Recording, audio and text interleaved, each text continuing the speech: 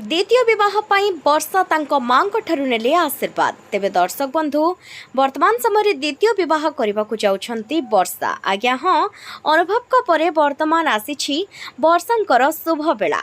आउ अनुभव द्वितीय विवाह कर सारी जागृति को एक कथा तो आपण माने समस्ते बेस भल भाव जानी निश्चय। तेबे प्रथमे तो वर्षा जो अभियोग आनी कि दिल्ली रे कौनसी काम न थाई मध्य अनुभव सेठारे रहिबाकु जाउछंती आ सेठारे जणे बांधवी बोली कहूथुबा अर्थात जणे नारीको सहित तांकर रहिछि प्रेम संपर्क। आ धीरे धीरे वर्षा एवं जागृति को फोटो मध्य बेस भाइराल होइतिला। हेले एहाकु नै अनुभव कहिथिले जे से होछंती मोर बांधवी, जे कि मोर अनेक विपद रे सहाय्य करिसंती आ अनेक कठिन परिस्थिति रे मो साथी रे छिड़ा होइछंती। तेनु करी से होछंती मोर खूब भल बांधवी जणे।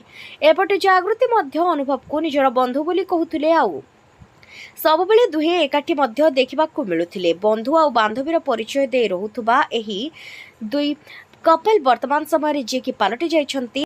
तेबे बंधु बोली कहूथुबा झियंकु जे एते शीघ्र अनुभव बधू पालटी देबे एकथा केही केबे जानि नथिले बा भाबी नथिले। तेबे सबुबले बंधु बोली कहि आसुथुबा जागृति को अनुभव खूब शीघ्र बधू बेसरे निज घर को नहीं आसिछंती। तेबे दर्शक बंधु एहारी मध्यरे लोके कहउछंती जे अनुभव जदि विवाह करि सारिछंती जागृति को आउ पूरी मध्य दुहे खूब सुंदर भाव में बुलाबुली करी आसी सारी अन्य आड़े मध्य बुलिबाकु जिबार निहाती भाव में तांकर प्लान थिबो आउ खूब सुंदर भाव में से जीवन जीउछंती। तेबे वर्षा काहींकी नुहे, वर्षा मध्य निहाती भाव में खुशी हेबा आवश्यक, जीवन रे आगकु बढ़िबा आवश्यक, से मध्य द्वितीय विवाह करी खुशी रे रहिबा आवश्यक। आउ तांको मां को मध्य से एपरी बयसरी खुशी रखा आवश्यक। तेबे दर्शक बंधु कहुच्छी जे वर्षांकर मध्य खूब शीघ्र विवाह होबाकु जाउछि। आउ एहाकु नै मध्य सोशल मीडिया रे अनेक गुड़िया फोटो भाइराल होछि, जेहाकु नै अनेक चर्चा मध्य जोर धरुछि वर्षांक विवाह को नै। किंतु वर्षा एनै किछि भी कहि नाहंती, कोनोसी प्रकार रे से मुह खोली नाहंती।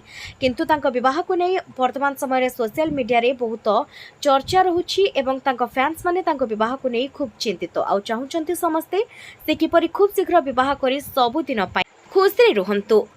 तेणु करी कुहा जाउछि जे वर्षा खूब शीघ्र द्वितीय विवाह करनेबा बेस आवश्यक।